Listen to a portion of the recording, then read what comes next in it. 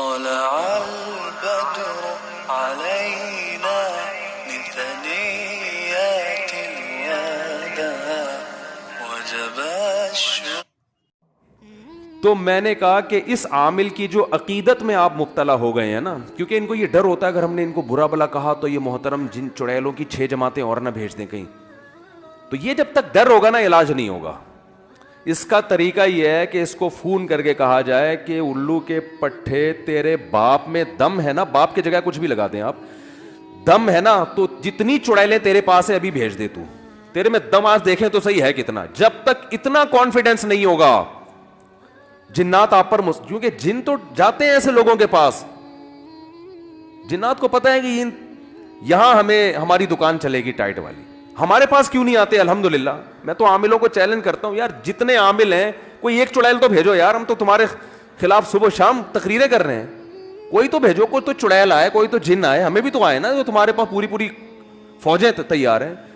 تو یہ عامل کچھ بھی نہیں کر سکتے. یہ پتہ ہے کیا میرے کیا کہتے ہیں، اس نے حصار کھینچے ہوئے ہیں. رفیع بھائی آپ تو ہمارے ساتھ سارا دن رہتے ہیں، کبھی دیکھا ہمیں کوئی حصار پڑ، ہم تو اتنے مصروف آدمی ہیں بھائی، فرض نماز ادا کرتے ہیں، اللہ کا شکر ادا کرتے ہیں، اللہ تو نے تکبیر اولا سے جماعت ملا دی ہم کو، حصاروں کا ہمارے پاس ٹائم ہی نہیں ہے. تو یہ فحش باتوں پہ آتے ہیں، فحش الزامات، کیونکہ ان کا تو دین ایمان ہے نہیں، یہ کچھ بھی لگا سکتے ہیں. تو اس لیے یہ بڑی ہمت کر کے میں ان سے دشمنی مولتا ہوں، اس کو آپ ہلکا نہ سمجھیں. پھر یہ ہر جگہ بیٹھ کے نجی محفلوں میں بدنام کرنے کی کوشش کرتے ہیں، کیونکہ ان کے بعد دلائل کی دنیا میں کوئی جواب ہے نہیں. اتنی بڑی دلیل ہے یار، بھیجو نا 4 جن یہاں مسجد الفلاحیہ میں بھیجو. اچھا ان میں سارے فراڈی نہیں ہوتے، یہ بتا دوں میں، کچھ کا دماغی توازن خراب ہوتا ہے، وہ یہ سمجھتے ہیں کہ ہم بہت نیک ہیں اور ہمیں آتا ہے، لیکن وہ اپنا اندر سے فالٹ کی وجہ سے سمجھ رہے ہوتے نیک ہیں. یہ میں بتا دوں، یہ جو میں نے کہا نا سارے فراڈی ہوتے ہیں، اس میں فراڈی کا مطلب ظاہری لحاظ سے فراڈی، اندر سے فراڈی باز نہیں ہوتے، واقعی نیک ہوتے ہیں، لیکن وہ یہ سمجھ رہے ہوتے ہیں کہ یہ جن چڑیل بھوت ہے، حالانکہ وہ اپنا دماغی تخیل ہوتا ہے، کیونکہ وہ عملیات کر کے اوپر سے کھوپڑی کی سیٹنگ آؤٹ ہو جاتی ہے. کیونکہ میں ان عاملوں میں نیک لوگوں سے بھی ملا ہوں، مجھے اندازہ ہو گیا تھا کہ یار یہ آدمی 2 نمبر نہیں ہے، لیکن یہ بیچارہ چلے ولے کر آ کے نا اوپر کی سیٹنگ کیا ہو گئی ہے اس کی آؤٹ، تو اس کو ایسے لگ رہا ہے، تو اس کی سیٹنگ آؤٹ ہوئی ہے. بھائی آپ کی سیٹنگ تھوڑی آؤٹ ہوئی ہے، آپ تو ٹھیک ٹھاک ہو. جو بھی ایب نارملٹی والی باتیں کریں نا، جیسے آپ گئے کسی عامل کے پاس، وہ واقعی نیک ہے، کہہ رہے اتنے حصار ہوتے ہیں، اتنے حمزاد ہوتے ہیں، اتنے موکل ہوتے ہیں، اور واقعی نیک بھی ہو، تو سمجھ لو کہ اس کی اوپر کی سیٹنگ کیا ہو گئی ہے، بولو نا آؤٹ. کیونکہ بغیر دلیل کے باتیں کر رہا ہے. دلیل یا تو نقلی ہوتی ہے یا عقلی. عقلی کہتے ہیں جو سائنس سے ثابت ہو، سائنس سے تو موکل شوکل کچھ بھی ثابت نہیں ہے. یا نقل قرآن و سنت کو کہتے ہیں. تو یہ عامل لوگ کہتے ہیں بھائی قرآن و سنت سے، لیکن مشاہدہ تو ہے نا، تو مشاہدہ بھی تو تم جیسے پاگلوں کا ہے نا، پبلک کا تھوڑی مشاہدہ ہے.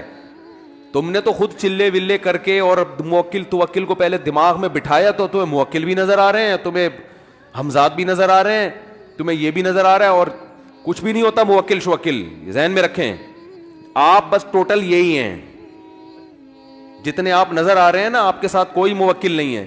ٹوٹل آپ جتنے نظر آ رہے ہیں ٹوٹل اتنے ہی ہیں، آپ سمجھ رہے ہو نا، کمپلیٹ. ہاں ایک شیطان ہے، حدیث میں آتا ہے، جو ہر بچے کے ساتھ لگا ہوا ہوتا ہے، وہ برائی کی طرف رغبت دلاتا رہتا ہے، بس وہ تو ہے، وہ تو سب کے ساتھ ہے. اور ایک فرشتہ جو ہے وہ اچھائی کی طرف رغبت دلاتا ہے.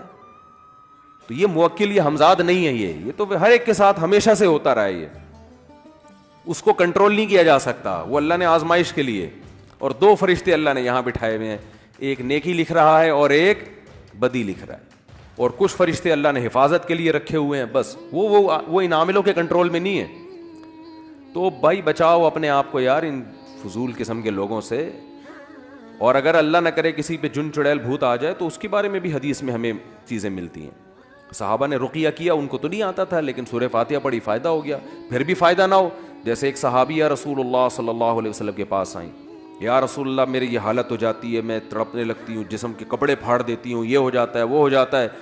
آپ صلی اللہ علیہ وسلم نے فرمایا کہ اگر تم اس بیماری پہ صبر کرو گی تو میں تمہیں جنت کی ضمانت دیتا ہوں، اور اگر چاہتی ہو تو اللہ سے دعا مانگوں گا یہ بیماری ٹھیک ہو جائے گی تمہاری، لیکن پھر جنت کی گارنٹی نہیں ہے. پھر یہ ہے کہ اگر اعمال ہوئے تو جنت, برے اعمال ہوئے تو جہنم. لیکن اگر اس بیماری پہ صبر کرتی ہو اور اسی میں گزارا کرنا ہے موت تک, تو میں تمہیں جنت کی ضمانت دیتا ہوں. آپ نے یہ تو نہیں فرمایا کہ وہ فلاں جگہ مشہور عامل ہیں, وہ بڑا ٹائٹ علاج کرتے ہیں اس کا. نہ خود نبی نے فرمایا کہ بیٹھو میں ہزار کھینچتا ہوں اور میں یہ کرتا ہوں اور میں یوں کر, کچھ بھی نہیں. خود نبی پہ جادو ہوا تو سورہ فلق سورہ ناس اللہ نے نازل کی, بھئی یہ دم کیا کریں. مجھے صحابہ کے دور کے کسی مشہور عامل کا نام بتاؤ آپ. ہم لوگ کہتے ہیں مفتی کا نام بتاؤ, بتا سکتے ہیں صحابہ کے دور کے مشہور مفتیان کرام کون تھے؟ اس دور میں حکیم بھی تھے, اس دور میں تاجر بھی تھے, ہر طبقہ اس دور میں تھا. عامل اس دور, قوال نہیں ملے گا آپ کو صحابہ کے دور میں کہ مشہور قوال. یہ قوالی اگر ثواب ہیں تو اس دور میں بھی تو کوئی مشہور قوال ہونا چاہیے نا. کیا خیال ہے؟ کوئی قوال نہیں ملے گا آپ کو, نہ کوئی عامل ملے گا. ہاں رقیہ کرنے والے ہوتے تھے, وہ تو میں نے بتایا رقیہ کے تو ہم قائل ہیں, لیکن اس میں یہ چیز کچھ نہیں ہوتا جن کی جماعتیں اور چڑیل کی جماعتیں اور فلانا جماعتیں اور یہ نہیں ہوتا. تو نبی صلی اللہ علیہ وسلم فرمایا صبر کرو تو اللہ کیا دے گا؟ جنت کی ضمانت. تو صحابی نے عرض کیا یا رسول اللہ ٹھیک ہے میں اس بیماری میں رہوں گی ساری زندگی, لیکن جو کپڑے پھاڑتی ہوں, یہ چونکہ شرعی مسئلہ ہے نا, عورت کا جسم کھل جائے تو بس اتنی دعا کر لیں کہ اس بیماری میں جسم کے کپڑے نہ پھاڑوں. تو آپ نے اتنی دعا کی ان کے لیے. اس میں ہمیں سبق ملتا ہے بھائی, اگر خدا نخواستہ جن چڑیل بھوت کہیں آ رہے ہیں, شرعی طور پہ رقیہ کرو. نہیں کر سکتے مسجد کے امام کے پاس چلے جاؤ, جو آپ کے پڑوس میں امام ہے نا, کیونکہ جنات جو ہے نا کسی ایسی شخصیت سے زیادہ ڈرتے ہیں جس کی کوئی پرسنالٹی ہو یا اس میں تقوی ہو. تو مسجد کے امام کے پاس چلے جاؤ, وہ بولیں گے مجھے تو یہ کام نہیں آتا. ان سے بولو کہ بھائی آپ صرف فاتحہ پڑھ کے دم کر دیں اس کے اوپر, آیت الکرسی. آپ کی پھونک میں اللہ سے امید ہے ہماری پھونک سے زیادہ اثر ہوگا.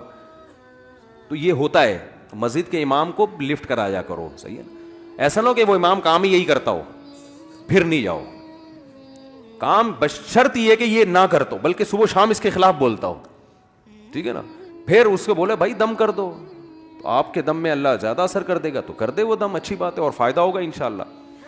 اور کچھ نہیں, خود وضو کرو, دم کرو, آیت الکرسی پڑھو, پانی پہ رکھ کے چھینٹے مارا کرو. جنات پانی سے بھی ڈرتے ہیں اور آیت الکرسی اور قرآن سے تو ویسے ہی ڈرتے ہیں, تو دو آتشہ ہو جائے گا, اور چھینٹے مارو گے تو اور فائدہ ہو جائے گا, ٹھیک ہے نا. اس کے بعد بھی فائدہ نہیں ہو رہا تو بس صبر کرو. سارے مسائل کا دنیا میں حل نہیں ہے, اور اس صبر کی برکت سے انشاءاللہ آپ کا مریض بھی ٹھیک ہو جائے گا. میں نے ایسے لوگوں پہ تجربے کیے ہیں, 10 سال سے ان کو جن آ رہا تھا, میں نے ان کو بولا بھائی صبر کرو, تعویذ سارے نکال کے رکھ دو کہیں ڈال دو, اور صبر کرو کہ بس اسی بیماری میں اب زندگی گزارنی ہے, مر گئے بچ گئے, ٹھیک ہو گئے وہ الحمدللہ. اس ویڈیو کو شیئر ضرور کریں, ہو سکتا ہے آپ کے ایک شیئر سے یہ بات کسی کے دل میں اتر جائے.